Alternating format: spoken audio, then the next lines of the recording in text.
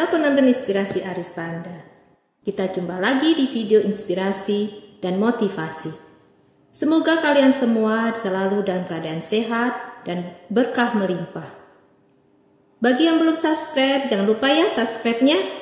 Dan jangan lupa tekan tombol loncengnya, supaya kalian tidak ketinggalan video-video terbaru dari Inspirasi Aris Panda. Selamat mengikuti!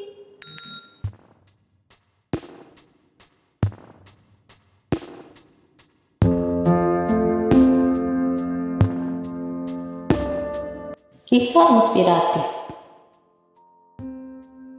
Kardus bekas. Setelah begitu lama aku merasa bahwa dunia sekitarku sudah ditelan oleh keserakahan arus egoisme. Demikian seorang teman yang bekerja di toko kelontong memulai kisahnya. Setelah lama saya merasa bahwa hati manusia kini telah berubah dingin dan beku.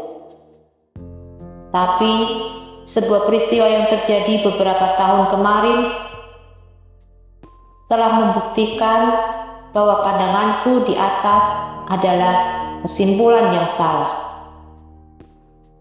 Saat itu, sebagaimana biasanya, aku sibuk seharian melayani setiap orang yang datang ke toko ini. Tak terasa sudah pukul 1:30 pagi hari. Ketika saya hendak menutup toko untuk kembali, terdengar bel otomatik berdering. Tanpa mengangkat muka, dalam hati aku mengumpat, dasar kelelawar dan kucing malam. Sudah jam begini, tak pulang ke rumah, tapi berkeliaran sepanjang malam. Namun, ketika aku mengangkat wajahku, kudapati seorang gadis cilik, kira-kira berumur 16 tahun. Kedua tangannya mengangkat selembar kertas tertulis, "Aku tak dapat berbicara. Bolehkah engkau membantu aku?" Ternyata gadis cilik ini membutuhkan kotak kardus bekas dan meminta agar saya mengumpulkan kotak-kotak karton kardus untuk diberikan kepadanya. Tanpa banyak bertanya maksudnya, saya lalu menganggukkan kepala, menyetujui permintaannya. Dan sejak itu, setiap hari, jam 1:30 di pagi buta, sang gadis cilik ini akan datang mengumpulkan kotak-kotak tersebut. Setelah beberapa minggu, ternyata aku telah menjadi sahabatnya. Suatu saat, dengan penuh rasa ingin tahu, saya mengambil sebatang pensil dan menuliskan pertanyaan di atas secari kertas. "Mengapa engkau mengumpulkan kotak-kotak bekas ini? Apakah orang tuamu tak akan merasa cemas membiarkan engkau berjalan sendirian pada jam begini?" Tak kusangka, pertanyaanku ternyata seakan sebuah kunci keran yang membuka pipa air matanya. Air matanya mengalir tanpa henti, melepaskan semua beban yang selama ini bercokol dalam hatinya. Oh Tuhanku, betapa besar derita yang harus ditanggung gadis cilik ini. Saat ini ia berusia 16 tahun. Sebelum ibunya melahirkan adiknya, ayah telah meninggalkan mereka menuju dunia abadi. Dan sang ibu Tak berapa lama setelah adiknya tidak menyusui lagi, sang ibu meninggalkan mereka, entah kemana perginya.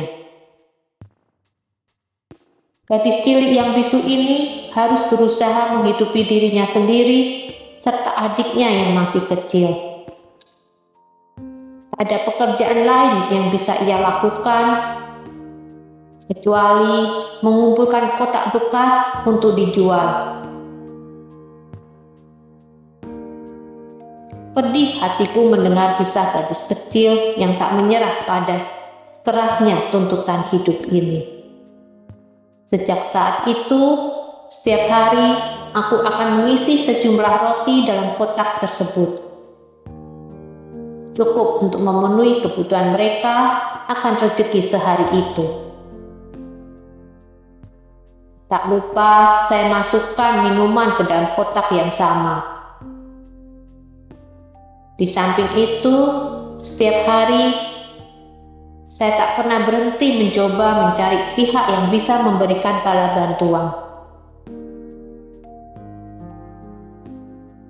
Sudah beberapa hari, sang gadis cilik ini tak pernah datang lagi. Tentu saja ada kepedihan memenuhi batinku. Memikirkan kemungkinan malapetaka yang terjadi atas diri mereka. Apakah mereka dalam keadaan selamat? Ataukah mereka sedang sakit? Dan, oh Tuhan, mengapa aku tak meminta alamat tempat tinggalnya? Aku tak tahu di mana ia tinggal dan tak bisa mengunjunginya. Dalam situasi yang demikian, saya bersiap meninggalkan toko tersebut. Dan di depan pintu ada sepucuk surat. Kak, terima kasih berlimpah atas bantuanmu selama ini. Aku dan adikku sudah menjadi anak angkat dari sebuah keluarga yang baik. Saat ini hidup kami telah berubah. Sekali lagi terima kasih berlimpah. Sepucuk surat yang singkat, namun setelah membaca surat tersebut, tak terasa air mataku jatuh tak tertahankan. Bukan kesedihan, tetapi itu adalah air mata keharuan. Ternyata cinta masih memiliki tempat di bumi ini. Terima kasih Tuhanku.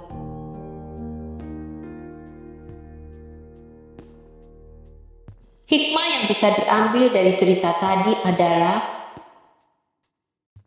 jangan engkau terlalu berlarut-larut dalam kesedihan di saat engkau mendapatkan ujian dan cobaan. Bangkitlah karena proses kehidupanmu terus berjalan.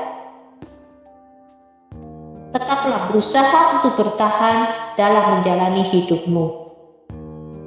Lebih peka dengan orang-orang di sekitar. Jangan pernah menyepelekan dan bersikap cuek kepada mereka.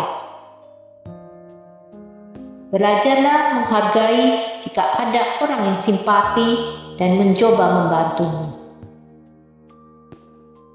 Karena dengan cobaan yang engkau alami, Tuhan pasti sudah mempersiapkan penolong buatmu. Berusahalah move on dan selalu melihat ke depan. Percayalah, di depan pasti akan ada perubahan yang lebih baik. Jika kita selalu melihat ke belakang, percayalah, engkau pasti akan semakin terpuruk. Yakinlah bahwa cinta, ketulusan, bantuan, dan kebahagiaan masih selalu ada di dunia ini. Carilah di mana kamu bisa mendapatkan semua itu. Dan jangan hanya meratapi dan menyesali cobaan apa yang sedang engkau alami. Ingat, rancangan Tuhan selalu berjalan secara misteri. Maka jangan pernah engkau abaikan orang-orang di sekitarmu. seolah-olah engkau mampu menjalaninya sendiri. Karena mungkin mereka salah satu penolong yang sudah dipersiapkan oleh Tuhan untukmu.